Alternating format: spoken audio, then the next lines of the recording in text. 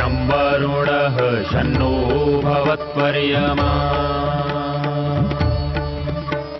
शन्न इन्द्रो बृहस्पतिः शन्नो विष्णुरुक्रमः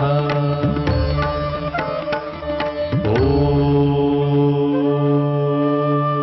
शान्ति शान्ति शान्तिः।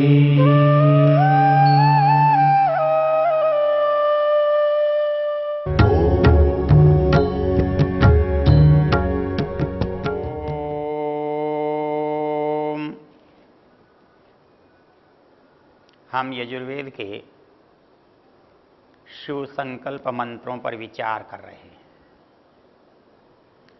वेद हमारे लिए मार्गदर्शक है। संसार में हमको संसार कैसे लाभप्रद हो सकता है, संसार में हम कैसे सुखी हो सकते हैं, वेद इसको बताता है। तो मन के बारे में भी वेद बताए, ये स्वाभाविक है कि इस सारे संसार का उपयोग, उपभोग, लाभ हम मन से उठाते हैं। इसलिए मन पर इतने विस्तार से वेद में चर्चा मिलती है।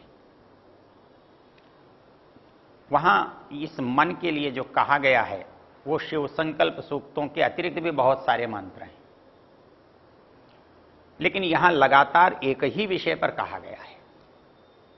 तो इसलिए उसके स्वरूप, उसके कार्य, उसके गुण के बारे में इसमें जाना जा सकता है। इन मंत्रों का ऋषि शिव संकल्प और इन मंत्रों का देवता मन है। तो वेद ने ये संसार कैसे काम में मनुष्य के आता है ये बताना है। तो मनुष्य के लिए संसार बना है, जो मनुष्य आत्मा के रूप में इस शरीर में विद्यमान है। तो आत्मा का संसार से संबंध कैसे बनता है और कैसे वह आत्मा इस संसार से लाभ उठाता है, इसमें यदि हम उसके स्वरूप को, उसके अनुक्रम को, उसके एक के बाद एक होने वाली बात को यदि हम जान लें तो हमको उसका उपयोग करना बहुत अच्छा हो जाता है, आसान हो जाता है।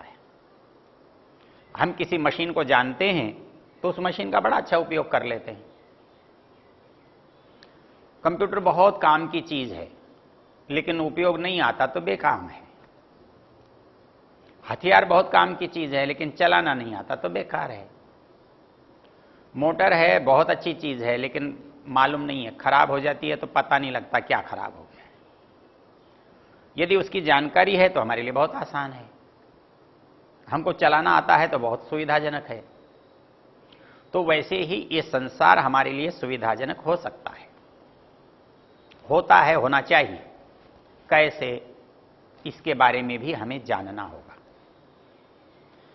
ये संसार में हम और संसार दो चीजें हैं। तो जिसको हम कहते हैं, जिसको मैं कहते हैं, जिसको चेतन कहते हैं, वो आत्मा है और बाकी सब संसार है। तो ये संसार और आत्मा का जो जोड़ है, मेल है, योग है, ये बनता कैसे है? यदि ये बात हमारे मन में स्पष्ट हो तो इस संसार का कब क्या उपयोग करना है ये हमारे लिए जानना आसान होगा। अब ये बना हुआ संसार हमारे सामने है, इसको कैसे जाने? जैसा हमने पीछे चर्चा की, जानने के दो उपाय होते हैं। हम आज से पीछे की यात्रा करें और वो यात्रा प्रयोग की होती, कल्पना की होती। जब कल्पना की होती है तो हम उसे दर्शन कहते हैं, जब प्रयोग की होती है तो उसे विज्ञान कहते हैं। और ये दोनों ही उपायों से हम इस संसार को जानते हैं। वर्तमान विज्ञान के उपायों से तो हम संसार के प्रारंभ तक नहीं पहुंच सके, लेकिन बुद्धि और कल्पना के विचारों से हमारे पास पहुंचने के प्रमाण हैं। हम जिन्हें दर्शन कहते हैं, जिससे बौद्धिक हमारी खोज है, जिसके द्वारा हम इस संसार को जानते हैं, उसमें इसका वर्णन है।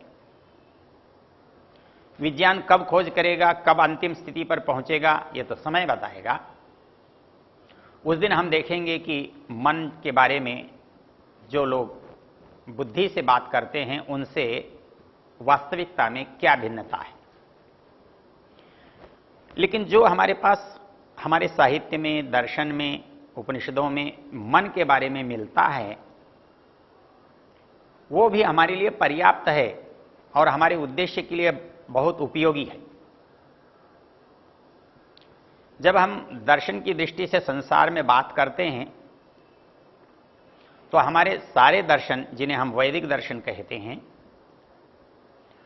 वो इस सृष्टि की बात को प्रारंभ से आज की ओर लाते हैं, जबकि आज का विज्ञान आज की परिस्थिति से प्रारंभ की ओर खोज करता है। इसलिए हमारे पास सामग्री अधिक कहां है जहां प्रारंभ से आज तक की बात की गई है।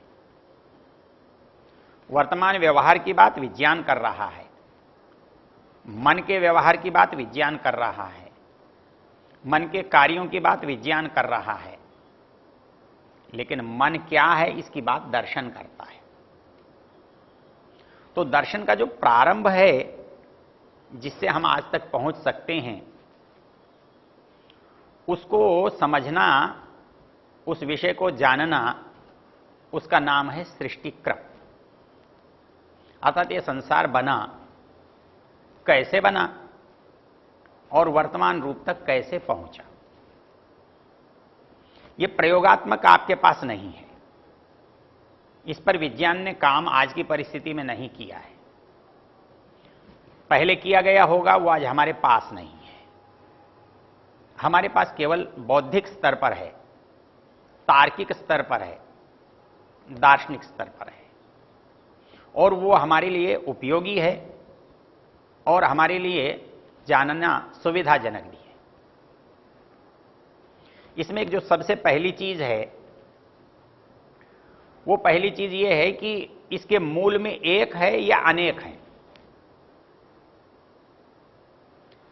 दर्शन में ऐसे पक्ष भी हैं, ऐसे लोग भी हैं जो नहीं से शुरू करते हैं।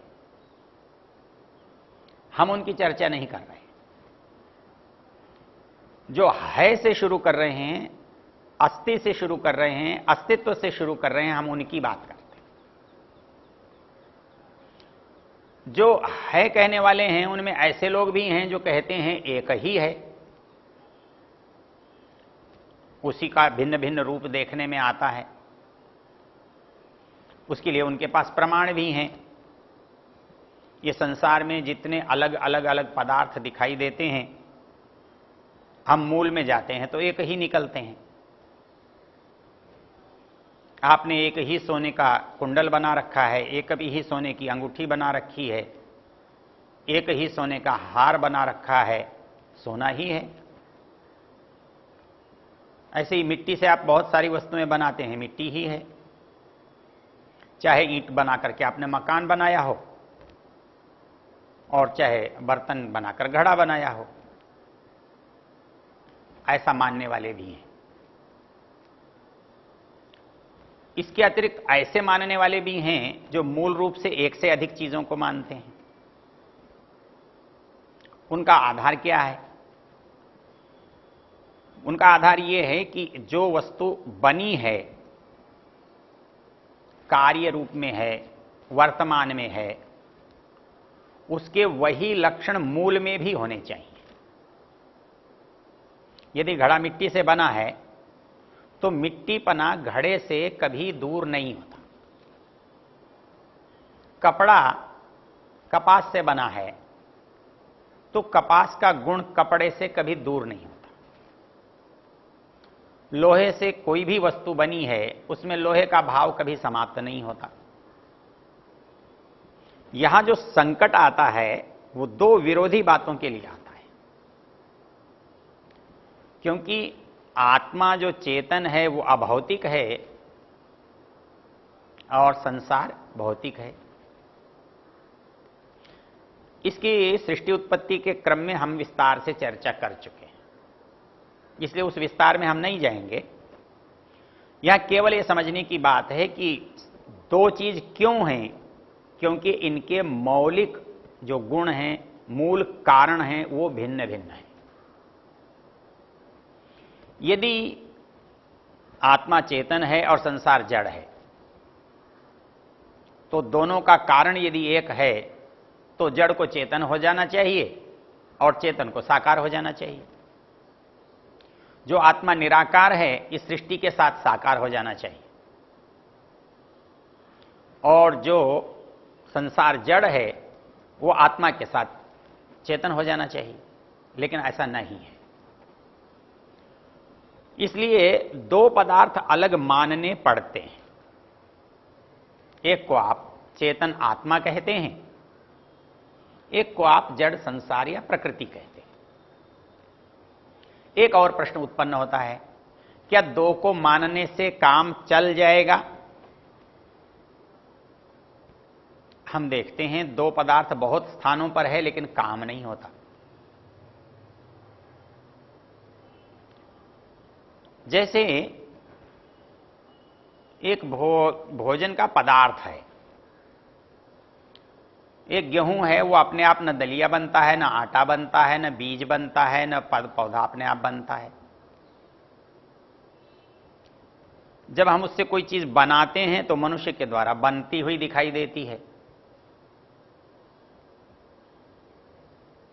और जड़ पदार्थ बनती है तो लेकिन जिसके काम में आ रही है उसको बनाते हुए नहीं देखते हम। तो संसार के सारे पदार्थ लगभग ऐसे हैं, वो बन किसी वस्तु से रहे हैं, कोई बना रहा है, लेकिन उसका उपयोग वो नहीं कर रहे हैं, वो कोई दूसरा तीसरा कर रहा है। तो फिर इन दोनों में क्या संबंध है?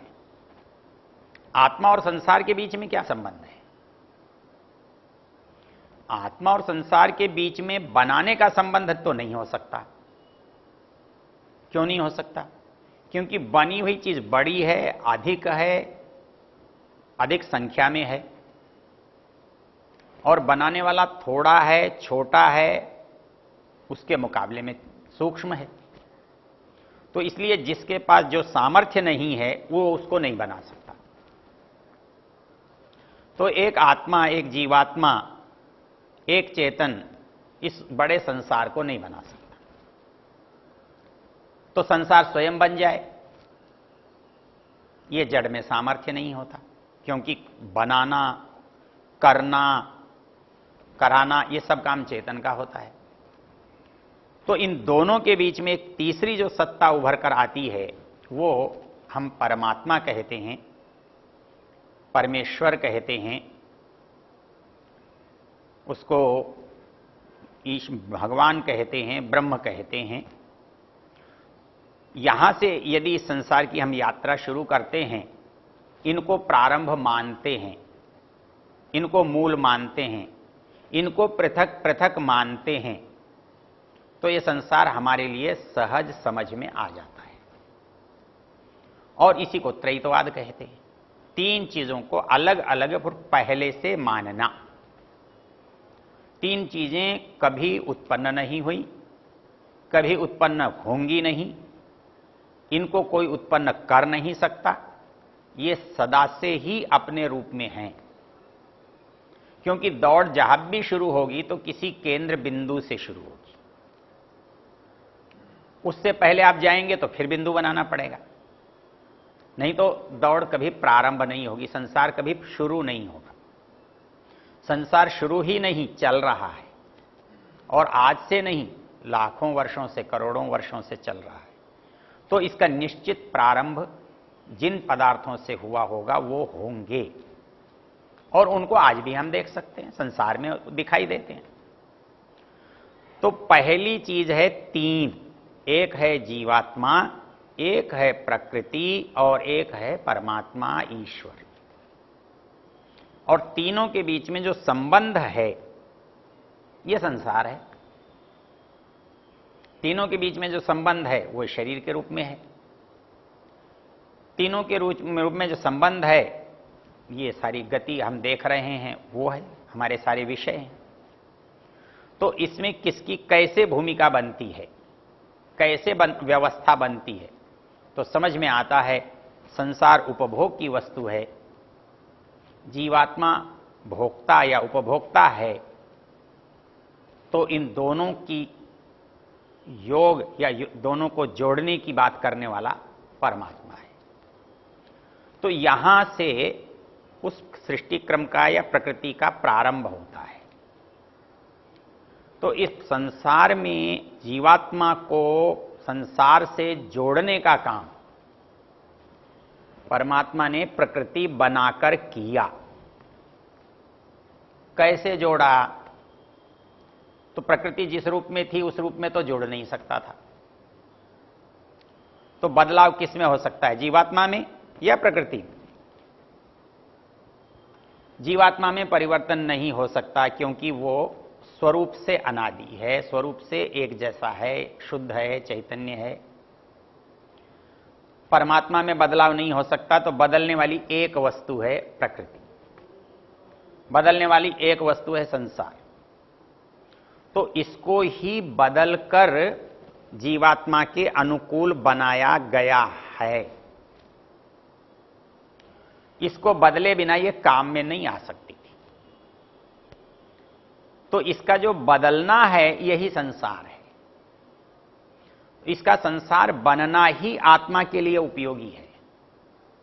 ये आत्मा के निकट कैसे आया, इसके कौन से बदलाव से आत्मा में और इसमें मेल हुआ, क्योंकि अंतिम परिस्थिति में प्रकृति मूल रूप में अलग है। अंतिम रूप में जीवात्मा अपने स्वरूप में स्थित है, परमात्मा अंतिम रूप में अपने स्वरूप में स्थित है। उसमें बदलाव की संभावना नहीं है, उसमें बदलाव की आवश्यकता भी नहीं है।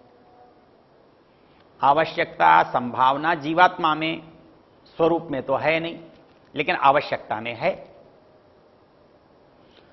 तो उस आवश्यकता को पूरा व्यवस्थापक के नाते परमात्मा करता है और व्यवस्था के नाते प्रकृति करती है। प्रकृति जड़ होने से स्वयं कुछ नहीं बनती, स्वयं कुछ बन नहीं सकती। तो परमेश्वर की व्यवस्था से प्रकृति में परिवर्तन होता है। तो ये जो परिवर्तन है, ये परिवर्तन कहां आकर आत्मा को अपने साथ जोड़ता है। यदि ये समझ में आ जाए तो हमारे साथ मन का क्या संबंध है, हमारे साथ भौतिक पदार्थों का क्या संबंध है, कौन सा पदार्थ हमसे कितनी दूरी पर है, ये बात हमारी समझ में बहुत आसानी से आ सकती है। इस दृष्टि से थोड़ा सा विचार हम इस पर करेंगे तो ये बात भी मन के समझने के लिए उपयोगी होगी।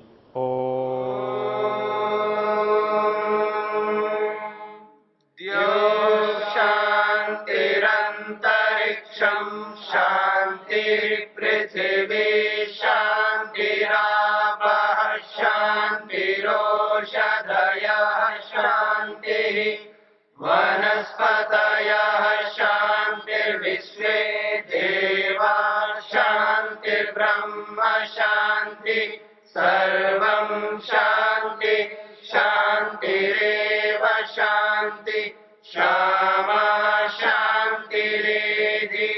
ओम शांति शांति शांति।